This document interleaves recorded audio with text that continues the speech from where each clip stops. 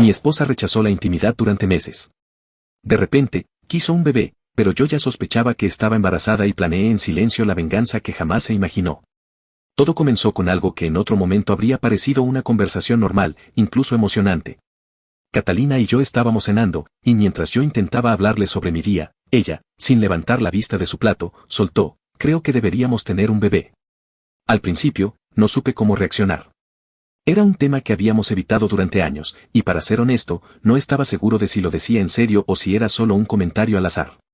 La forma en que lo dijo no tenía nada de la emoción que imaginé que tendría esa conversación. Simplemente lo dejó ahí, como si fuera una idea pasajera. Lo extraño es que nuestra relación no estaba en su mejor momento. Hacía meses que sentía que algo había cambiado entre nosotros. Ya no hablábamos como antes, y la intimidad, bueno, eso prácticamente había desaparecido. Siempre había una excusa: estaba cansada, tenía mucho trabajo, necesitaba un tiempo para ella. Yo traté de entenderlo, pensé que era algo temporal, pero cuando soltó lo del bebé, fue como si se encendiera una alarma en mi cabeza. ¿Por qué ahora? Esa noche no pude dejar de pensar en lo que había dicho. Intenté decirme a mí mismo que tal vez era una forma de reconectar, de encontrar algo que nos uniera otra vez, pero en el fondo, algo no cuadraba. Durante las semanas siguientes, empecé a prestar más atención. Salía temprano al trabajo y llegaba más tarde de lo normal. Pasaba mucho tiempo pegada a su teléfono, algo que no era habitual en ella.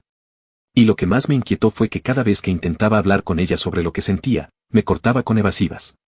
No hay nada malo, solo estoy cansada, decía. Pero yo sabía que no era eso. No podía ser solo cansancio.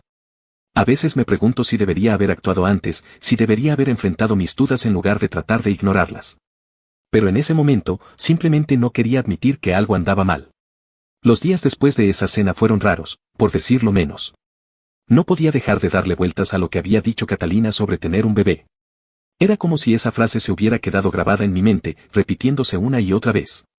Intenté actuar como si todo estuviera normal, pero no podía sacudirme la sensación de que algo estaba fuera de lugar. Primero fueron los pequeños cambios. Catalina comenzó a salir más temprano al trabajo, algo que antes no hacía. También empezó a quedarse más tarde, alegando que tenía muchas reuniones de última hora. Yo intentaba no darle importancia. Es solo estrés laboral, me decía. Pero cada vez que salía de casa, esa duda en mi interior crecía un poco más. Luego estaba su teléfono. Siempre habíamos tenido una relación bastante abierta en ese sentido. No éramos de revisar el móvil del otro ni de esconder cosas, pero de repente, parecía estar pegada a él todo el tiempo. Cuando le llegaba un mensaje, lo miraba rápidamente y lo guardaba en su bolsillo, como si no quisiera que lo viera. El colmo fue una tarde cuando llegué a casa antes de lo habitual. Había tenido un día complicado en el trabajo y decidí darme un respiro. Mientras subía las escaleras hacia nuestra habitación, noté algo que me detuvo en seco: un perfume. No era el suyo ni tampoco el mío. Era un aroma dulce, casi floral, que no reconocía. Catalina no estaba en casa en ese momento, así que busqué discretamente por la habitación, tratando de encontrar de dónde venía. No había nada fuera de lugar, excepto su blusa favorita, que estaba colgada en el respaldo de una silla. La acerqué a mi nariz, y ahí estaba, el perfume, intenso y evidente. Me quedé congelado por un momento. No quería saltar a conclusiones, pero tampoco podía ignorar lo obvio. ¿Por qué olería a un perfume que no era suyo? ¿Era nuevo? ¿Por qué no lo había mencionado? Decidí no decir nada esa noche, pero mi cabeza no dejaba de dar vueltas. La gota que colmó el vaso llegó unos días después. Catalina estaba en la ducha, y su teléfono, que había dejado en el mueble de la sala, vibró con un mensaje. Lo vi por pura casualidad mientras pasaba, pero no pude evitar notar algo: un emoji de corazón junto al nombre Daniel. Traté de convencerme de que no significaba nada. Podía ser un compañero de trabajo, un amigo, cualquier cosa. Pero al mismo tiempo, mi intuición gritaba que algo estaba mal. Esa noche, mientras nos acostábamos, la observé. Quería preguntarle, enfrentarla, pero las palabras no salieron. No sabía si estaba preparado para lo que pudiera decirme. Unos días después del incidente con el mensaje en su teléfono, algo en mí empezó a cambiar. Ya no podía ignorar las señales. Lo que antes trataba de justificar como simples coincidencias, ahora me parecía parte de un patrón. Estaba ansioso todo el tiempo, como si una sombra me persiguiera, pero no sabía cómo enfrentarla. Esa semana, mientras Catalina estaba en el trabajo, decidí limpiar la casa para distraerme. Me pareció una buena idea, siempre había algo que organizar. Cuando llegué al baño, me concentré en vaciar el basurero. Era algo rutinario, pero justo cuando estaba por tirar todo, vi algo que me hizo detenerme en seco. Ahí, en el fondo del cubo, escondido entre pañuelos arrugados y envolturas de cosméticos, había un pequeño objeto, una prueba de embarazo. Sentí como si mi corazón se detuviera.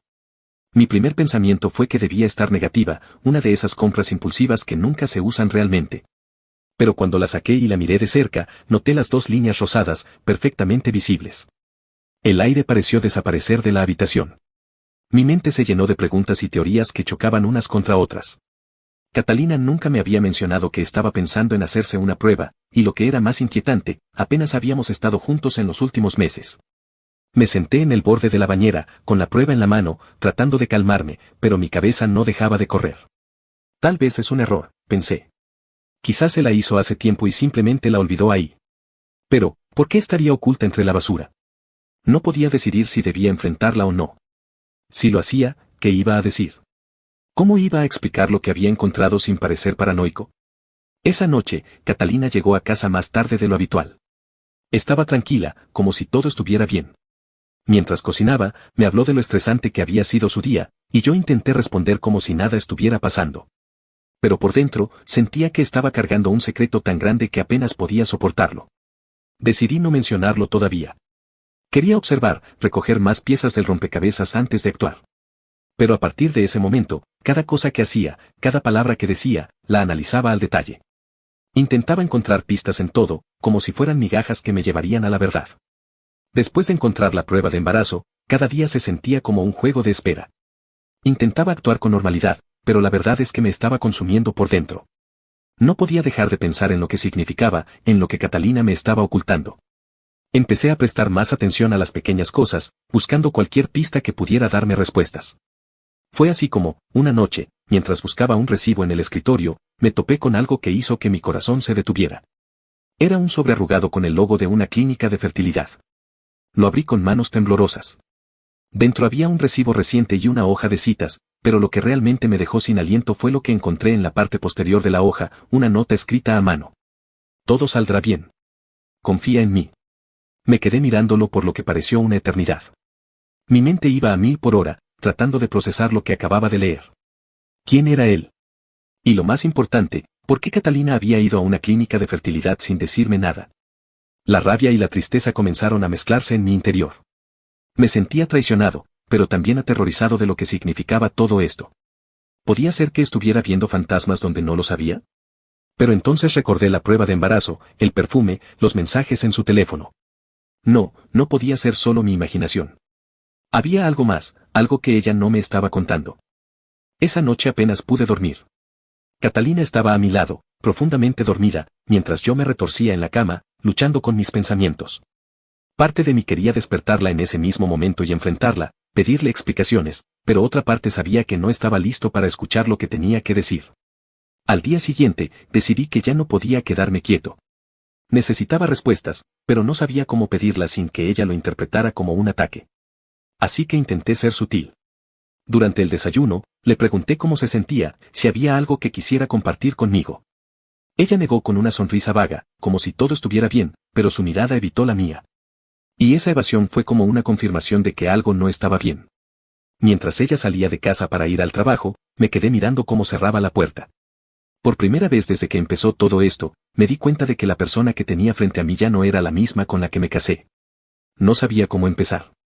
Con Catalina, podría haberla enfrentado directamente con lo que sabía, pero sentía que eso solo le daría la oportunidad de mentirme de nuevo o, peor aún, voltear la situación para hacerme sentir culpable. Así que decidí guardar silencio y seguir investigando. Necesitaba algo más. Esa tarde, mientras revisaba de nuevo su teléfono, sí, lo hice otra vez, no me enorgullece, pero no me arrepiento, vi un detalle que no había notado antes. Daniel, el supuesto hombre perfecto que se estaba metiendo en mi matrimonio, tenía una foto de perfil en WhatsApp. No era nada llamativo, él sonriendo junto a una mujer y 2 niños pequeños. Al principio, pensé que podría ser una hermana o algo así, pero algo me decía que no. Abrí su perfil y copié el número a mi propio teléfono. Si este tipo tenía algo que esconder, yo estaba decidido a encontrarlo. Esa noche, después de que Catalina se durmiera, busqué a Daniel en las redes sociales. Lo encontré casi al instante. Su perfil de Facebook estaba lleno de fotos familiares, él, la mujer de la foto, su esposa, lo supe al leer un comentario donde alguien los felicitaba por su aniversario, y los dos niños, que claramente eran sus hijos. De repente, las piezas empezaron a encajar. Este tipo no solo estaba metido con mi esposa, también estaba traicionando a su familia. Y si él pensaba que podía salirse con la suya, estaba muy equivocado. Al día siguiente, usé un número desconocido para enviarle un mensaje a su esposa. No fue algo elaborado, solo una línea directa al grano: tu esposo Daniel está teniendo una aventura con mi esposa Catalina. Tengo pruebas. Si quieres saber más, llámame. No tardó mucho en responder. Me llamó unos minutos después, y aunque su voz temblaba al principio, se notaba que quería saber la verdad. Le expliqué todo, los mensajes, las fotos, incluso los planes del viaje que habían organizado. Le mandé capturas de pantalla de todo, y por un momento, el silencio al otro lado del teléfono fue ensordecedor. Gracias por decírmelo, dijo finalmente. Su voz era fría, pero había una determinación en ella que me hizo sentir que no iba a dejar pasar esto. Con Daniel cubierto, era hora de ocuparme de Catalina. Sabía que no podía dejar que simplemente se saliera con la suya. No solo me había traicionado a mí, sino que lo estaba haciendo en la cara de todos los que alguna vez confiaron en ella. Esa misma tarde, preparé un correo electrónico que incluía todas las capturas de pantalla de los mensajes y las fotos de su relación con Daniel. No le envié ese correo a ella. Lo envié a su madre, a su padre y a su hermana.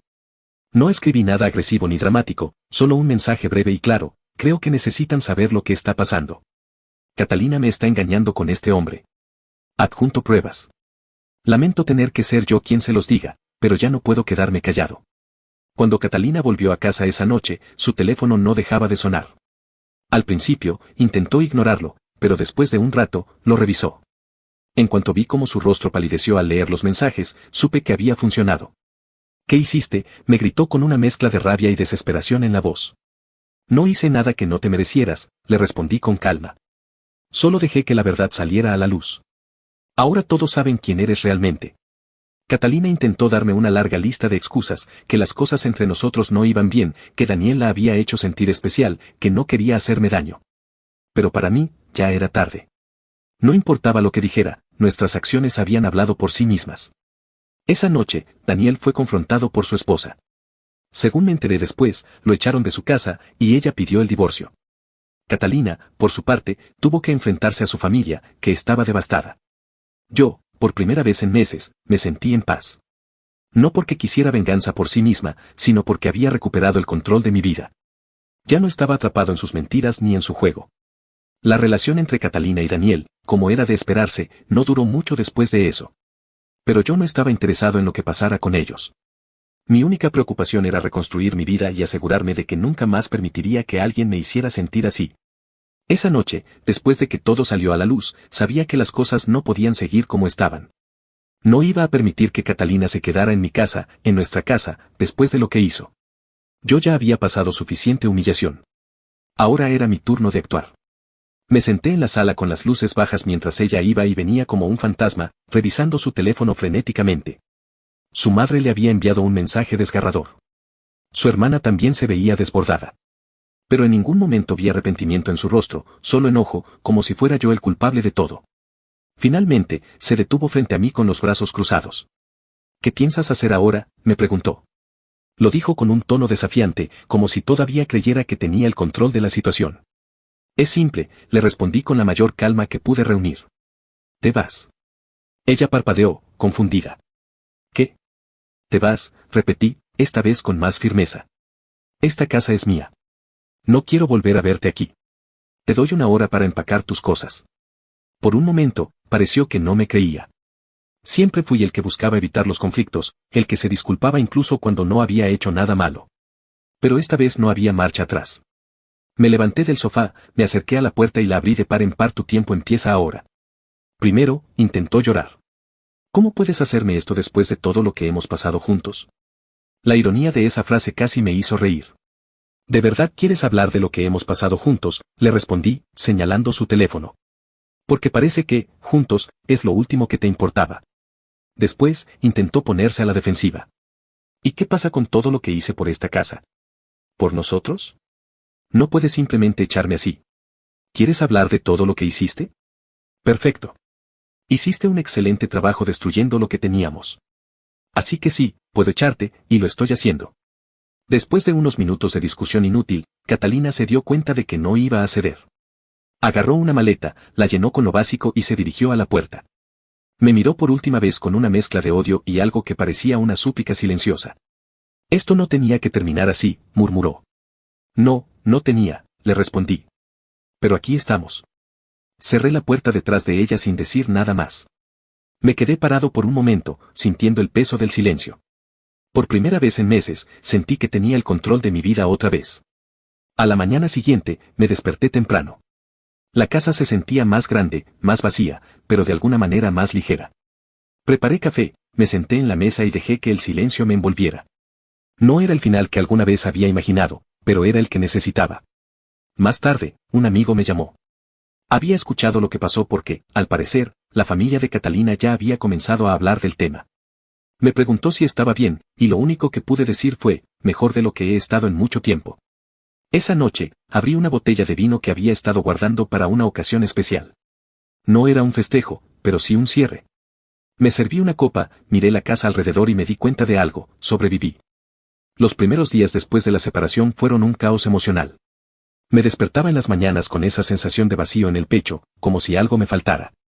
Todo me recordaba a Catalina, la manera en que doblaba las toallas, las canciones que solíamos escuchar juntos.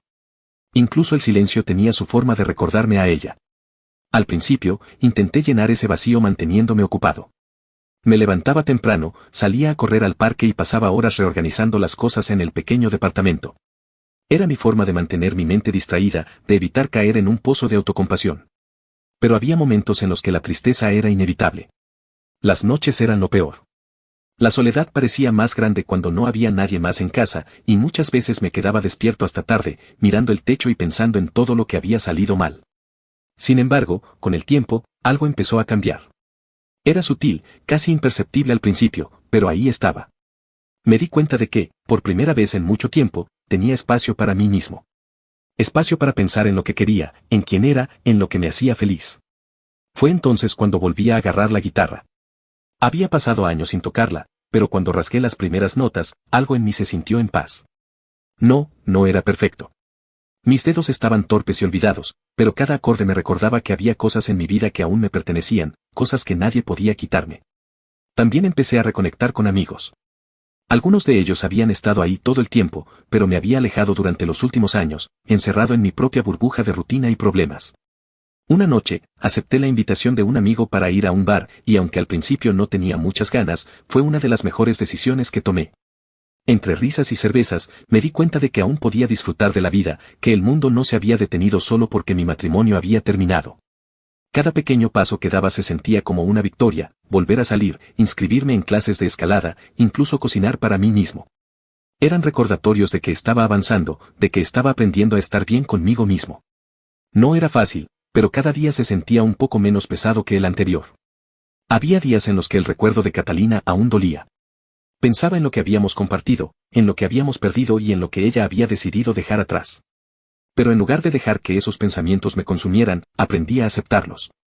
Eran parte de mi historia, pero no definían mi futuro. Los días después de la separación pasaron entre altibajos, como era de esperarse. A veces me sentía como si estuviera avanzando, pero otras, todo parecía derrumbarse de nuevo. Fue un proceso lento, pero empecé a darme cuenta de algo, lo que más miedo me daba no era estar solo, sino descubrir quién era yo fuera de la relación. Durante mucho tiempo, mi vida había girado en torno a Catalina y a lo que compartíamos. No es que me arrepintiera de ello, pero me di cuenta de que, en algún punto, me olvidé de mí mismo. Era como si mi identidad estuviera atada a esa relación, y ahora que ya no existía, tenía que reconstruirme desde cero. Un día, mientras revisaba mi correo, encontré una invitación a un evento local de escalada en roca. Era algo que siempre quise intentar, pero nunca me animé porque Catalina no lo encontraba interesante. Decidí inscribirme. Al principio, me sentí torpe, fuera de lugar, pero con cada intento fallido, cada caída controlada, algo dentro de mí empezaba a despertar. No era solo la actividad física, era la sensación de enfrentar algo desconocido y salir adelante. También tomé una decisión importante, reservar un viaje para mí mismo. Sin explicaciones, sin permisos, sin preguntas. Era solo yo y mi mochila. Terminé en una pequeña ciudad costera que siempre había querido visitar. Caminaba por las calles empedradas, comía en pequeños restaurantes familiares y pasaba horas mirando el mar. Me di cuenta de que no necesitaba grandes planes ni compañía constante para sentirme en paz. No todo fue tan revelador. Hubo noches en las que me sentía solo, en las que las dudas regresaban con fuerza. Pero en lugar de huir de esos sentimientos, aprendí a aceptarlos. A veces, la tristeza no desaparece por completo, simplemente se convierte en una parte de ti, una que puedes llevar sin que te pese demasiado. Hoy, al mirar atrás, ya no siento rabia ni dolor. Lo que siento es claridad. Comprendí que no podía haber hecho nada para evitar lo que pasó con Catalina. Su traición no era un reflejo de mi valor, sino de sus propias elecciones. Y aunque esa experiencia fue dura, me obligó a replantearme todo, a preguntarme quién quería ser y qué quería para mi vida. No sé qué me espera en el futuro, pero sé que estoy mejor preparado para afrontarlo. He aprendido a escucharme, a priorizarme y, sobre todo, a no dar por sentado quién soy. Si alguien aquí está pasando por algo parecido, mi único consejo sería este: no tengan miedo de empezar de nuevo. Aunque el proceso sea doloroso, encontrarán en ustedes mismos una fuerza que ni siquiera sabían que existía.